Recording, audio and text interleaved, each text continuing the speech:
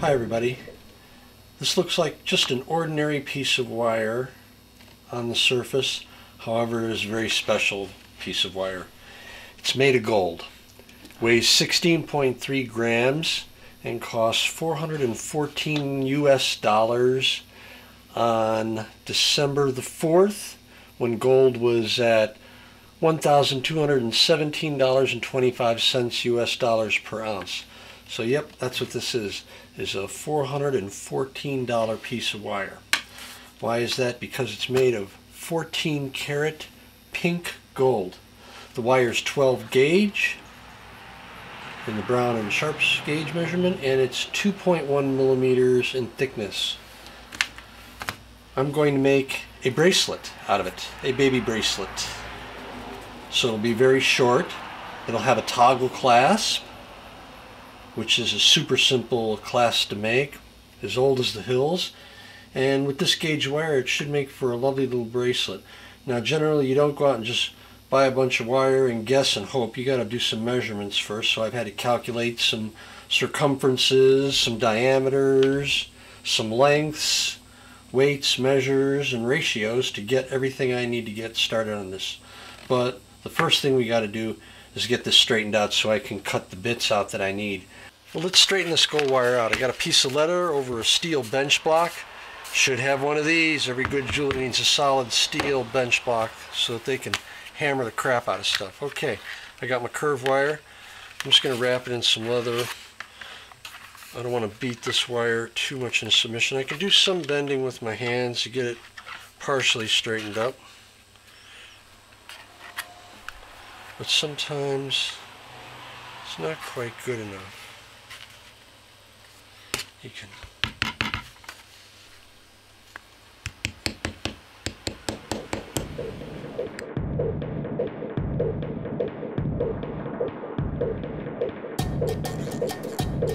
I've got that part straight now. I'm going to do some careful measuring, score this baby, and start subtracting my bits off.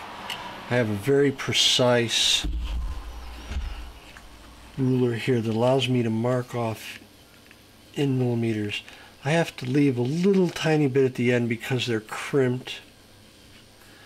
So it looks like 15 right here. That's going to be my straight bit. So I make a little mark there. Bring that 15 down. And you just have to take my word for it. My calculations led me to believe that 37 millimeters, 35, 36, 37 would be just right for the jump ring, or the big toggle clasp ring. Okay, I've marked those off. Now I'm going to cut these with some crimpers, and then we'll work on the next part of bringing that ring around. So just a matter of cutting a couple of bits of gold wire off now, and the rest of it will get to chain making shortly. Measure twice, cut once. I made a mistake on my first measurement, wasn't extra careful. Now I decided to go hardcore, and I'm using a ring cutting guide. Usually for resizing bands, you're doing super smooth, perfect cuts across things. So I'm going kind of old school. Instead of just clipping it with a wire cutter, this is gold, you generally don't do that. You want a nice smooth end. And now cut the next part, which was my reckoning was 37 millimeters. Yep, double check my measurement on my super fine. Like the ring guide. Gives me a nice perpendicular cut. Get the dust. Okay. Now we'll turn that into a ring, and that'll be the clasp. We'll see how. Okie dokie, let's muck around with this bit of gold wire and see if we can get it in a circle.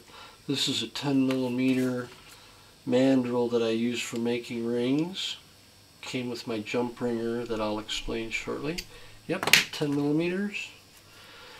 Sometimes you can just do some things with your hands. Just bend some gold wire around like that. Best you can, give it a head start. And I'm working with a pretty heavy gauge, so it's going to give me some fight. It's not going to conform easily.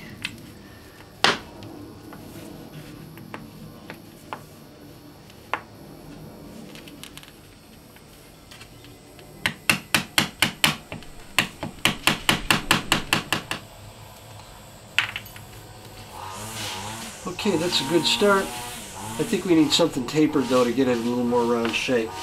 Let's move on with that in a moment here. Okay, back with a bezel mandrel. That's a little bit bigger. I can whack that into a nice, perfectly round shape.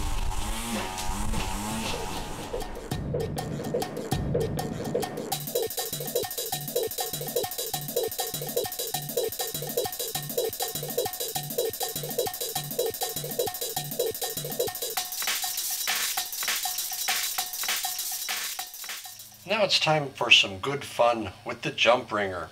I used to make these all by hand using wooden dowels when I first started out, taking wire and wrapping it around there like so until I got a coil and sliding it off, or sometimes using the jeweler's saw with the coil right on there, cutting right through it like that. Tedious, but it worked effectively. We've graduated now and got this miraculous machine called a jump ringer. So you essentially take the mandrel, the size you want, and I've already picked the size out, 5.5 millimeters, and you load that up with a little bend into the jump ringer chuck here, like so, and then I'm going to coil that up. Excellent. You see I put a teeny little notch in here, right there. That's where I'm going to bend it so that I can insert it into the chuck and start to make the coil for the jump ring soon to be.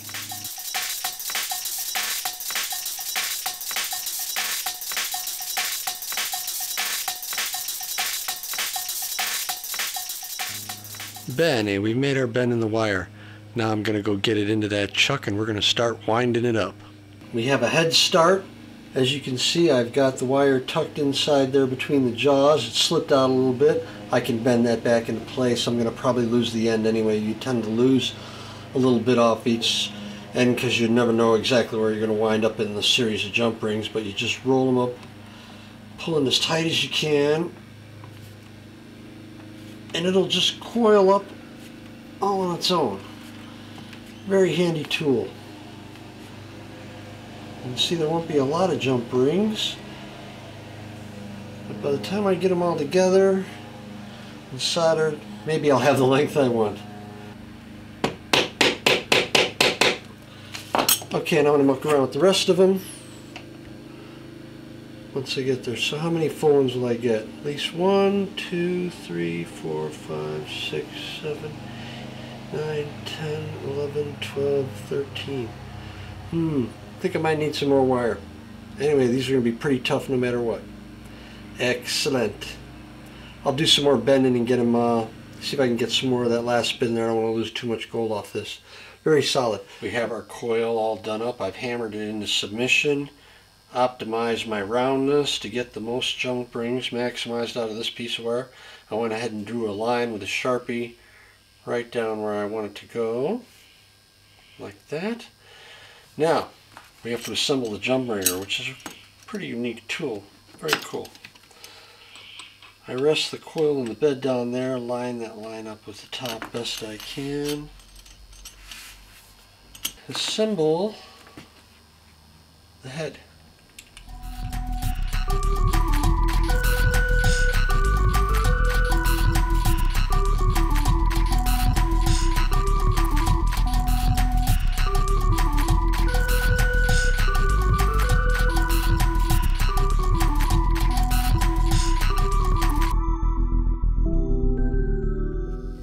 The saw is now lined up with the guide.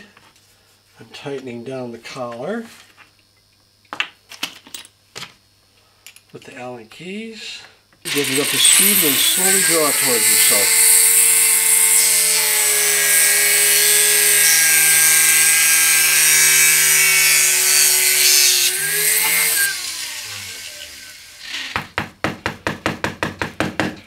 That is gold. Okay. Oh, some have dropped out. That's always a good sign. Dropouts in this case. So we unwind that to reveal a bounty. Indeed, it is a bounty of golden rings. Okay, you can see we got a little couple cut off bits of scrap here. Those are going to be balled up when we get to the soldering stage and become little barbells that'll keep the toggle clasp in place. And we'll work out the length of all these. We just need enough for a baby, so it shouldn't need to be too long, but they will be substantial. Okay, there's a little playing around here to do to get all the rings in, but you can see the basis of it forming now. Brute force. That last one's going to need a little touch of the saw. Then we'll move on to the solder phase. There'll be a little bar end there, and then another nice end there. And hopefully that should fit around a little tiny baby wrist. We'll see once we get it all soldered up. We have a bunch of beautiful 14 karat rose gold rings. Next, get all these into shape and prepare them for soldering. And these are my little scrap bits I'm going to use for the ends on the bar here. Scrap bits, bar end. I hammer each of the jump rings into a nice round shape because they come out a little lopsided, a little bent. They need a bit of a tweak, and then just get them nice and flat. They come out like this. And you can see that's not going to solder up very well.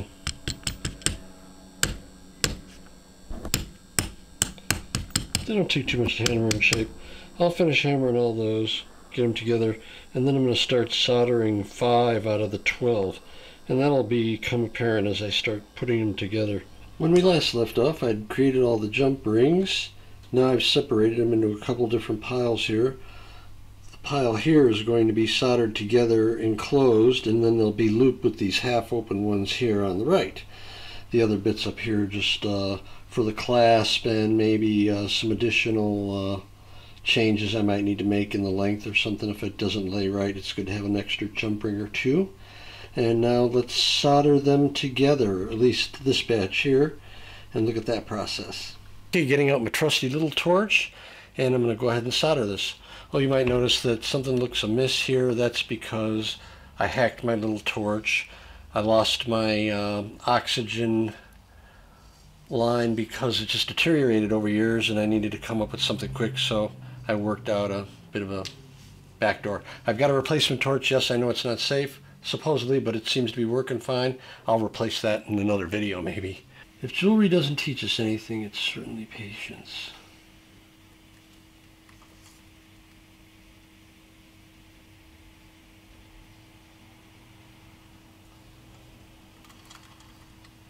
I'd say we have a fully soldered jump ring. Okay, we're going to throw that in the hot pickle, and we'll go ahead and do another one. And there we go, 5 soldered jump rings. Now I'm going to take these closed ones and solder open ones in between them and join them all up together. So let's get the pliers out and string some of these babies up. We can virtually do one section at a time and then do them together. Cool. As you can see on this close-up, we have 2 fully soldered links now strung on to one open link that has since been closed and is ready for soldering. So let's fire up this baby and see if we can do it in one smooth move. Flowed nice and evenly. I did drop the solder ball, but hey, I picked it up. Okay, that's our first segment. Looking good. Now we'll do another join, and eventually this will come together. Can't wait to see it. Excellent. Got a couple of sets done here. Some jump rings ready to go. There's a section of 3 that I just soldered, starting with my soldered jump ring. There are 2 soldered jump rings clamped onto one open one. Same thing on the other side. Now I'm going to take an open jump ring and bring those 2 together, so I'll have a full length of 7. And then I'll add on another 8, 9, 10, and I have an extra one. We'll see how the length is overall and if the toggle clasp is going to lay flat. So on to the next joining. So this will bring these two together. So you've got a few substantial jump rings here ready to go. Cut some length.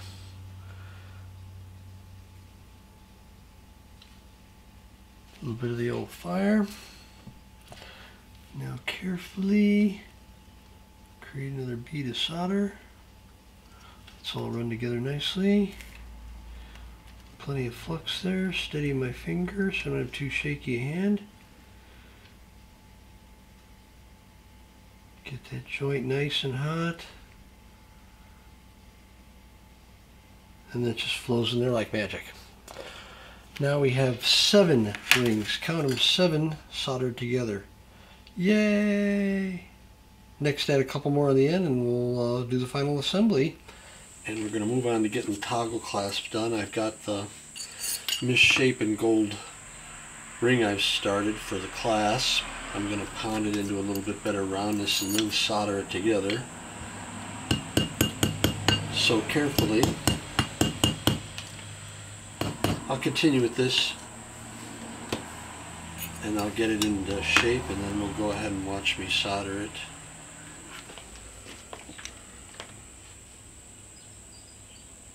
Let's solder this big ring now.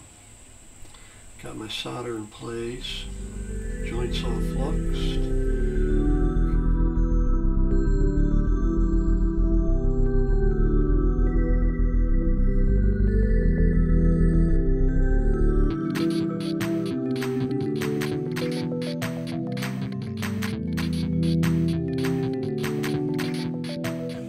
It looks a little weak on the solder there. Let me just add a little more.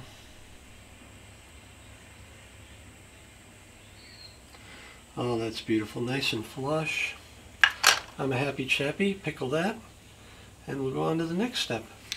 Now, in the meantime, while the gold ring is pickling, I'm going to go ahead and solder that little gold bar to one of those ball ends I made up, which is going to be the other part of the toggle clasp. Looks like a little barbell. Got my solder in place. I've got the bar rigged up, touching up against the little gold ball, and I'm going to warm it up nice and slow. And watch that solder flow, he hopes.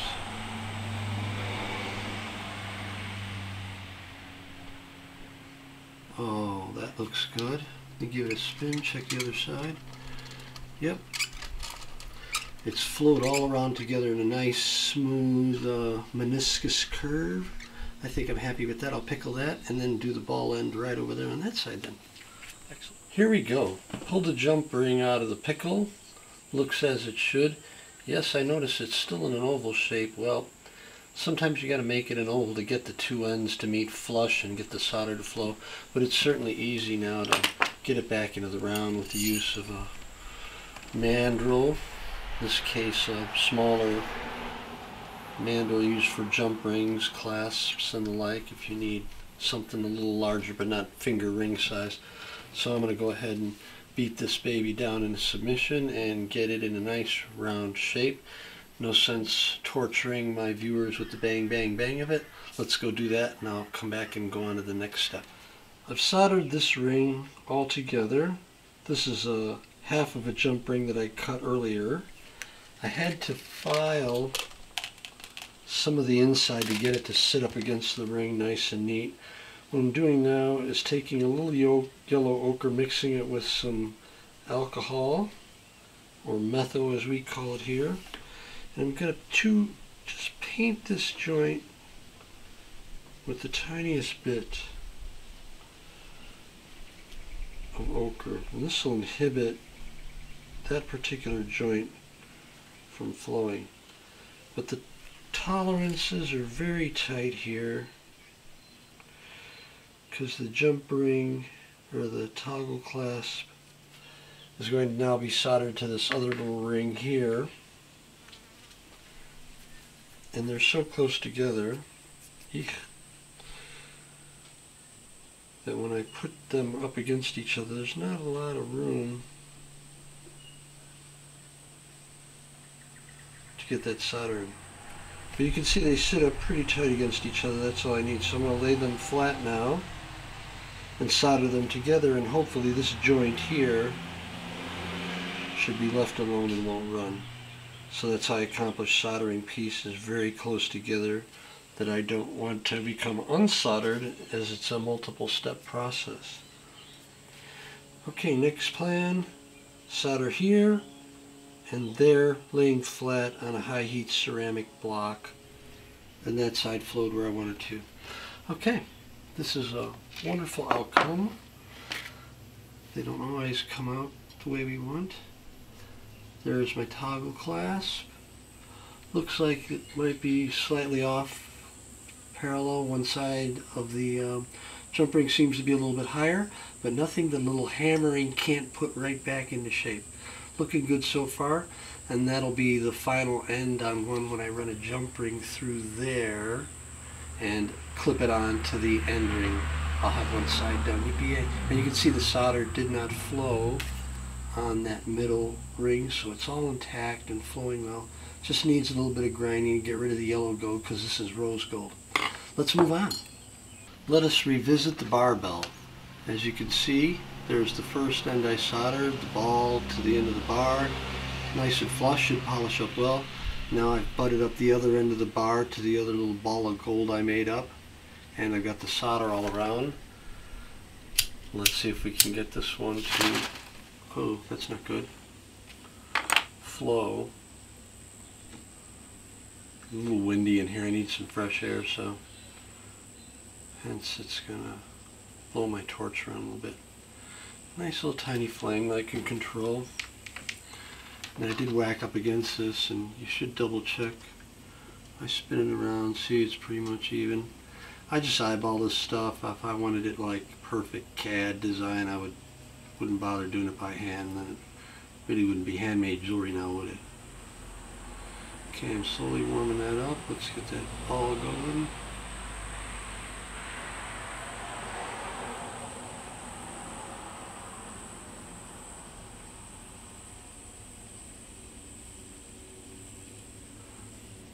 Wow, that was just beautiful. If they all went like that.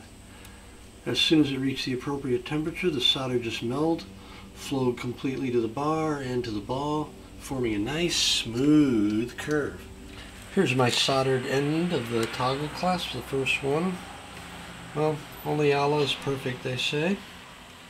And you take it, it's a little bit rough in there. There's a little bit of a bump there. But I think just by leaving it on here,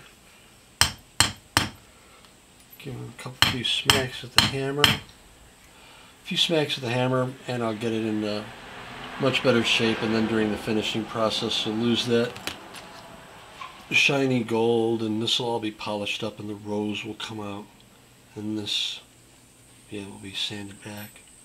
And hopefully there should be enough room to pass one of these rings through that hole there, and that will be one end.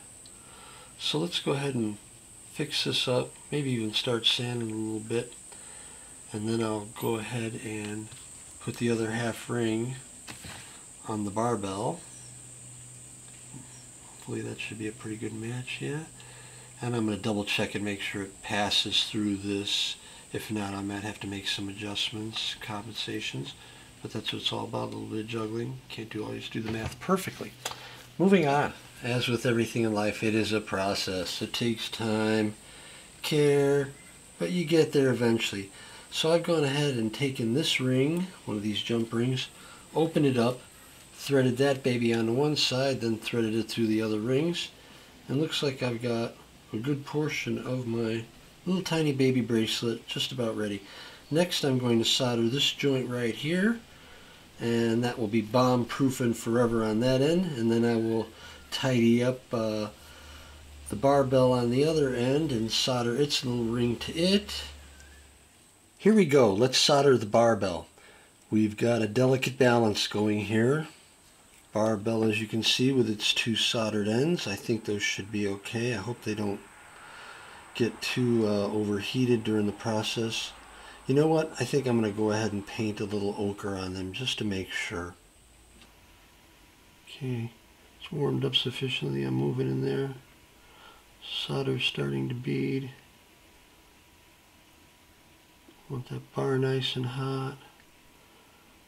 I want these to tack.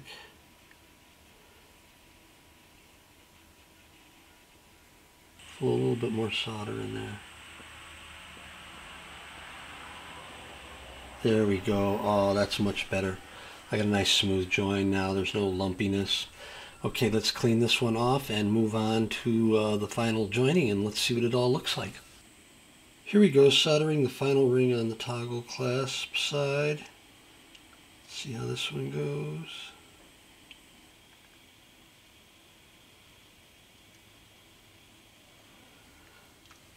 That's the way it should look. It's very spiffy. This is the joining ring that joins the clasp there.